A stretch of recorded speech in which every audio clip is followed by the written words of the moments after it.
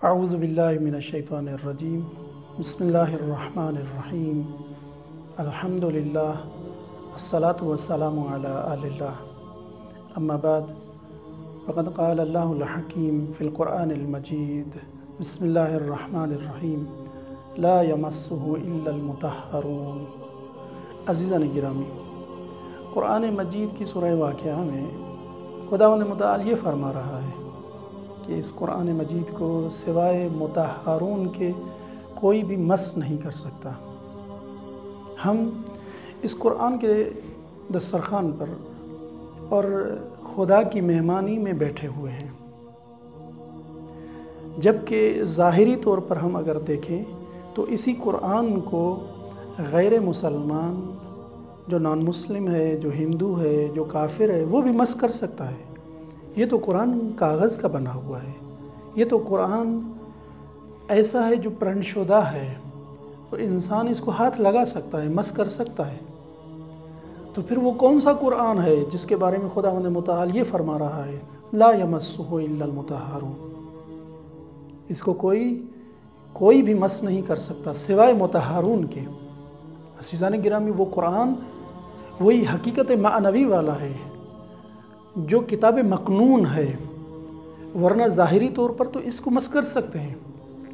بس اگر ہم قرآن مجید سے استفادہ کرنا چاہتے ہیں، قرآن مجید سے ہم اگر کوئی چیز حاصل کرنا چاہتے ہیں، تو اس کے آداب میں سے سب سے پہلا ادب یہ ہے کہ طہارت ہونی چاہیے۔ جب تک طہارت نہیں ہوگی تب تک ہم اس قرآن سے استفادہ نہیں کر سکتے۔ لیکن طہارت کے مراتب ہیں، طہارت کے درجات ہیں۔ ایسے نہیں ہے کہ فقط آپ یہ کہہ دیں کہ سب انسانوں کی طہارت ایک جیسی ہے، نہیں۔ سب مسلمانوں کی طہارت ایک جیسی ہے، نہیں۔ سب مؤمنین کی طہارت ایک جیسی ہے، نہیں۔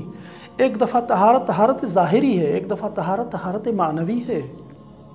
اگر طہارت ظاہری کو آپ لے لیں تو جیسے انسان کو کہا گیا ہے کہ آپ غسل کریں، وضو کریں، کپڑے آپ کے جو نا پاک ہونے چاہیے، آپ وضو کر کے قرآن کی بارگاہ میں حاضر ہوں، تو یہ ظاہری طہارت ہے۔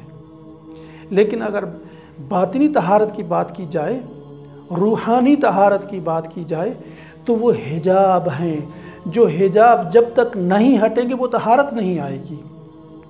کبھی وہ غفلت کا حجاب ہے، کبھی وہ تعصب کا حجاب ہے، کبھی وہ دنیا میں غرق ہونے والا حجاب ہے کہ ہم دنیا میں غرق ہو گئے ہیں۔ جب تک ہم اس دنیا سے نہیں نکلیں گے تب تک وہ طہارت نہیں ملے گی۔ لہٰذا جب بھی انسان قرآن کی بارگاہ میں حاضر ہوتا ہے تو طہارت کے ساتھ وارد ہو، اور ہمیں چاہیے کہ اس طہارت کو ہم لحاظ کریں۔ لیکن اس طہارت کے لیے جو علماء نے مراتب بیان کیے ہیں، حد اقل وہ 3 مراتب ہیں۔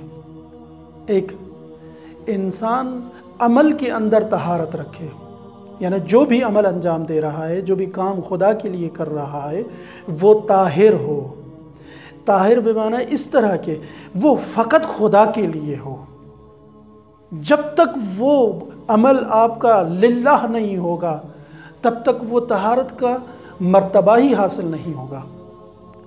دوسرے مرتبے میں علماء بیان کرتے ہیں جب انسان اس مرتبے سے گزر جاتا ہے تو پھر تازہ وہ دوسرے مرحلے میں داخل ہوتا ہے، وہ ہے اخلاق کی طہارت۔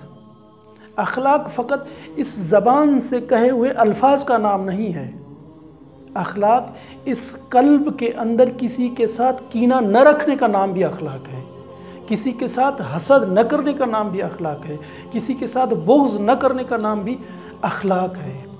تو تازہ انسان دوسرے مرحلے میں داخل ہوتا ہے، وہ طہارت اخلاقی ہے۔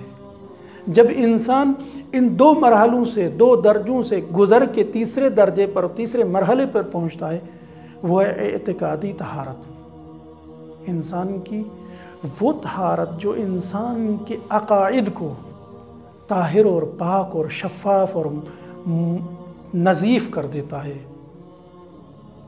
پاک کر دیتا ہے۔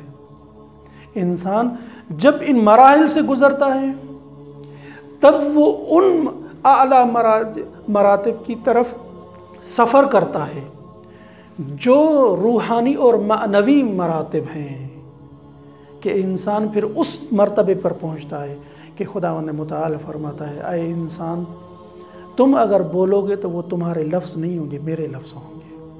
اگر کوئی تم کام کرتے ہو وہ تمہارا کام نہیں ہوگا، میرا کام ہوگا۔ میں تمہارا ہاتھ بن جاتا ہوں، میں تمہارا کان بن جاتا ہوں۔ تم جس ہاتھ سے کام کرو گے وہ میرا ہاتھ ہوگا، جس کان سے سنو گے وہ میرا کان ہوگا۔